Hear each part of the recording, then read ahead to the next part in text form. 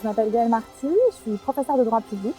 Je suis responsable du Centre d'études européennes, mais je ne suis pas là pour parler de droit européen, mais plutôt de violences sexistes et sexuelles. Je vais expliquer un petit peu mon parcours de chercheur, comment j'en viens à m'intéresser à ça. J'ai toujours été un peu sensibilisée, bien sûr, à la question des violences sexistes et sexuelles, mais dans le cadre plutôt extra-académique. Je pense qu'après le mouvement MeToo, les choses ont vraiment changé. Je crois que j'ai voulu comprendre tout simplement comment il pouvait y avoir un tel décalage entre les règles de droit qui existent pour punir ces violences sexistes et sexuelles et puis des pratiques judiciaires qui sont vraiment qui assurent une quasi-impunité aux agresseurs. Je donne juste un chiffre. En France, chaque année, il y a 94 000 femmes qui se déclarent victimes de viol ou tentatives de viol. Seuls 12% d'entre elles portent plainte. Pourquoi ? Parce que la procédure judiciaire est extrêmement lente. Elle est coûteuse financièrement bien sûr, mais aussi psychologiquement, familialement parfois. Sur ces 12% de plaintes, seuls 10% aboutissent et in fine, seuls 1% des agresseurs sont condamnés pour ce chef d'accusation, viol ou tentative de viol. Le programme de recherche que j'ai commencé à mener sur la question des violences sexistes et sexuelles, il a pour particularité tout d'abord l'interdisciplinarité. Je pense que c'est incontournable, indispensable pour comprendre ce décalage entre la réalité et puis ce qu'on pourrait espérer en matière de violences sexistes et sexuelles. C'est incontournable de comprendre que le droit ne fait que se nourrir des représentations sociales et culturelles qui nous entourent et qui justifient ces comportements. Je donne un exemple, c'est l'image du viol. Si on demande à quelqu'un ce qu'il met derrière l'image du viol, tout de suite on voit une jeune femme plutôt jolie qui se fait sauvagement agresser dans un parking par un inconnu, quelqu'un qu'elle connaît absolument pas. Personne n'a rien vu venir, la société est totalement exonérée de toute responsabilité puisque on ne peut rien faire. Cet individu est arrivé vraiment par hasard. Cette image du viol, elle est en complet décalage avec la réalité statistique. Les chiffres montrent que dans 9 cas sur 10, les femmes connaissaient leur agresseur et que dans 50% des cas, c'est le conjoint ou l'ex-conjoint. Et je crois que c'est ce que les différents mouvements MeToo ont montré, c'est qu'en fait, les violences sexistes et sexuelles, elles ont lieu dans la sphère du proche, dans toutes les institutions qui vont jalonner notre vie d'individu, l'école, la famille, bien sûr, avec un nombre incalculable de violences intrafamiliales, les associations sportives, culturelles, le monde du travail aussi beaucoup.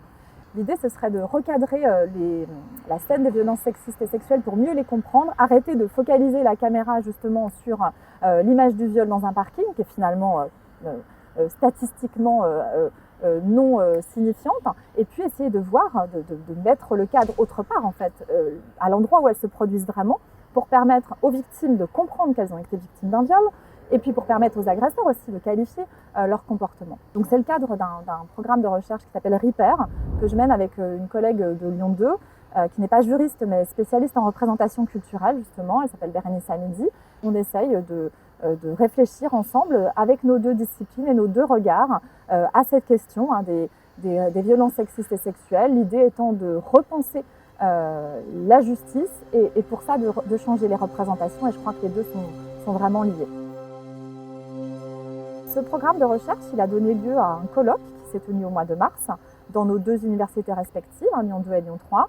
Et l'idée, c'était vraiment justement d'avoir un constat et de comprendre les ressorts en ouvrant le plus largement possible la sphère, en tout cas le cercle des compétences universitaires et académiques concernées. C'est pour ça qu'il y avait des chercheurs de tous horizons, littérature, art du spectacle, philosophes, historiens, sociologues, politistes, juristes bien entendu.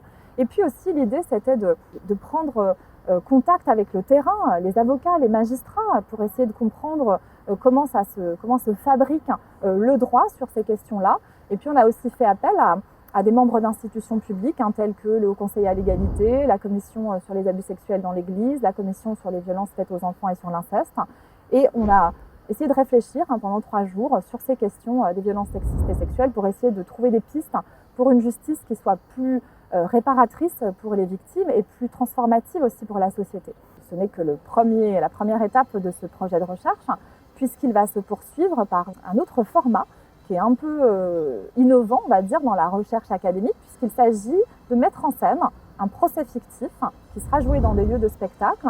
L'idée étant de vraiment faire éprouver au public les représentations qui nous conditionnent toutes et tous, lui faire éprouver l'empathie par défaut dont bénéficient les agresseurs et le défaut d'empathie pour les victimes très souvent, tous ces stéréotypes essentialisants qui fait que par exemple Aujourd'hui encore, 20% des jeunes de 18 à 24 ans pensent que quand une femme dit non, en réalité, elle pense oui. L'idée est aussi de pouvoir faire perdurer ce procès fictif par le biais d'un documentaire qui sera réalisé par la suite. L'idée étant de diffuser le plus largement possible les résultats de notre recherche.